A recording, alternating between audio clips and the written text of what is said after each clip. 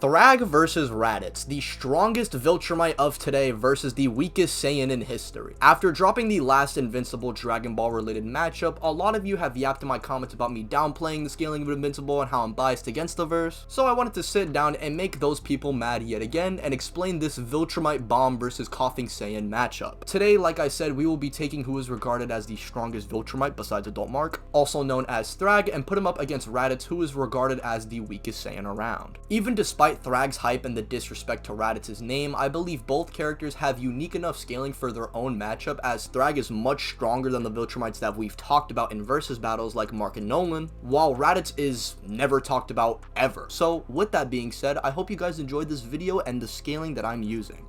Invincible is a verse in the past that I have said is a lot weaker than people think it is, and I still hold that belief. The reason for this is because the main line of scaling that's used for the majority of the verse is a feat performed by 3 top tiers who had to hit a specific point in a planet with a destabilized core. Meaning this feat that everyone likes to say, oh well, Invincible characters are easily planetary, is at best like moon or small planet level. But we do know characters like Thragg are an exception to this, considering he proceeds to destroy Mark and Omni Man like it's nothing. And even while fighting the likes of Battle Beast, he was destroying the planet that they were fighting on. Now, we do see a clear difference between Omni Man and Thragg, but we do see that Omni Man is at least able to kinda damage him. So while characters like Omni Man are kinda planetary slash not really, someone like Thragg should easily be in this tier, or more confidently in this tier, I should say, because Omni Man could still damage Thragg, but it's not to a serious degree. And for those who may bring up that dumbass sun disk feat, or how a laser that can destroy a sun disk and it's not stated on the list of weapons that can kill Viltrumites, firstly, this would be implying most if not all Viltrumites can survive this, which directly gets contradicted as we see 3 of the strongest ones not even being able to run through a planet. So the laser shouldn't really be acknowledged, as if it was, it would not only be contradicted by the story, but we have to make an assumption of the laser itself anyway. As if they could destroy the disc, why didn't they just do this instead of having a laser do it for them? It's such a big reach of an argument that truly doesn't stick well together, if at all. And so for that reason, I don't think the Viltrumites and especially Thragg are approaching star level. And for anybody that wants to bring up CrossVerse stuff like, oh well, Omni Man's in Mortal Kombat, this is like me saying that Raditz is outer because he's in Xenoverse. So yeah, anyway, let's talk about speed for Invincible, which is a lot easier to go over than AP and a lot more consistent. Since Thragg blatantly scales above Omni Man, he should just be capable of moving faster than him, and we've seen Nolan travel from Earth to the Virgo supercluster within a week. Mind you, the Virgo supercluster is 65 million light years away, meaning for Nolan to do this within a finite amount of time, he would at the bare minimum need to be moving over 3 million times the speed of light. We've also seen characters like Alan the Alien crossing light years within weeks, so yes, it's just very consistent for Invincible characters to be in those MFTL plus ranges. As for Hax, I feel like the only thing worth noting here is the fact that Thragg can fly and breathe in space, along with literally hurting his own enemies off of them hitting him, because of how much more powerful he is compared to characters like Nolan. Meaning, let's say if Thragg is blatantly above Raditz, I could see a case made for Raditz hitting Thragg and doing more damage to himself than Thragg in the process. Anyway, with all that said about the leader of the Viltrumites, let's talk about the lowest of the low-class Saiyans, that being Raditz, the son of Bardock and the brother of Goku. I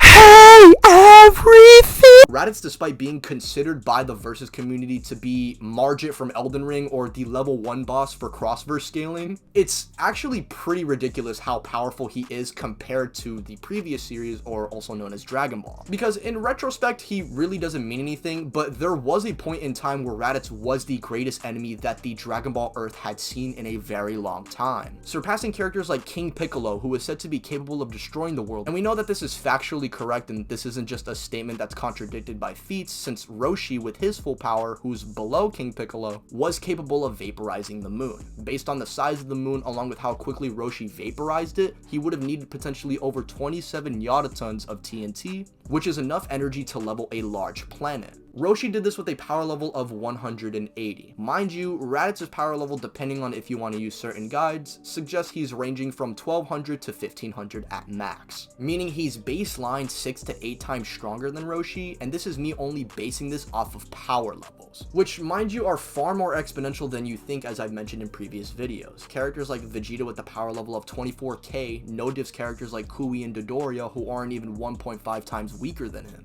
meaning Raditz in retrospect is looking to be more like 10 times stronger than the moon busting feat performed by Roshi. We also have Piccolo casually doing the same thing with more energy outputted, and Raditz took literally no damage from this Piccolo, so bare minimum, regardless of your feelings, Raditz is without a doubt Large Planetary. And for those who may bring up the guide about needing a power level of 10k to destroy the planet, this would probably mean any planet within the Dragon Ball universe, so at worst, this would just mean that there are certain planets that Raditz can't blow up because of the size of them in Dragon Ball, but that doesn't disregard him being a planet buster. As for speed, well, things get a little tricky since we can't upscale Raditz from the crazy feats in the series like Goku traveling to Grand Kai's planet with Pikkon, or him reacting to speeding meteors on Namek, and etc. But what we can do is at least upscale him from Kid Goku, who with a power level of less than 200 was already reacting to light. Not only was he able to react to Tien's solar flare, but we see him blatantly dodge light-based lasers in the Red Ribbon arc. And we know that your power level does correlate with your speed, as shown with Vegeta against Kui. So this logically should put Raditz at those faster than light speeds, at least when regarding combat and reaction speed. We know that power levels are again exponential, but we can't quantify how exponential they are, meaning we can only say Raditz is at best a couple of times the speed of light. Despite Raditz being a low-class warrior as well, he was able to show decent hand-to-hand combat, being able to sauce on Piccolo and Goku at the same time. Granted, this was mainly due to Raditz being so much more powerful than the other two fighters, but his skill should be a partial factor. He has decent ki control as well, which allows him to fly and shoot blasts along with stunning his opponents, and I wish there was a lot more to say because it definitely sounds like I do, but due to Raditz having really only one fight in the series, not counting his interaction with Krillin and Piccolo initially,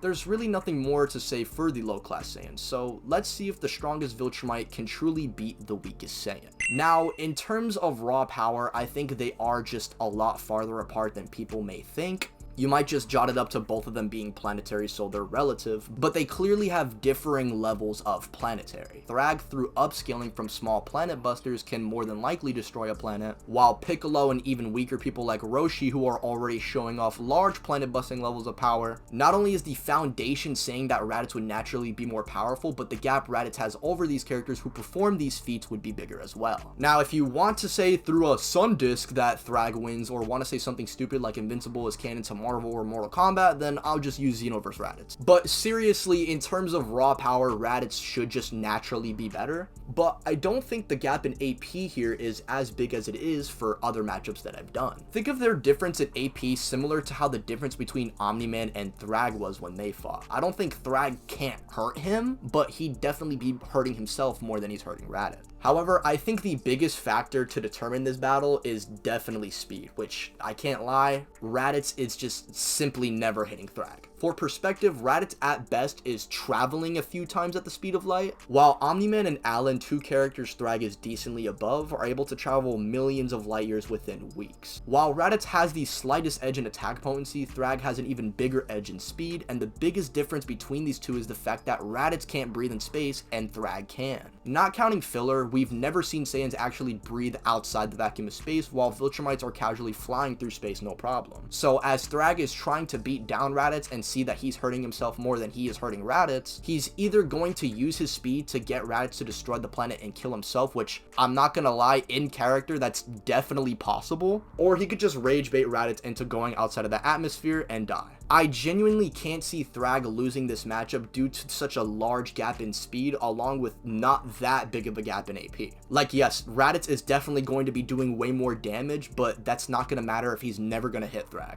I think the best case scenario for Raditz is that he's just getting so agitated he ends up calling Nappa or Vegeta for help, but in a one-on-one scenario, he is just done for. Invincible has finally won a match over Dragon Ball, and you guys can't say I hate the verse now. Yes! Anyway, thank you all for watching, and the Hydrogen Viltrumite beats the Coughing Saiyan.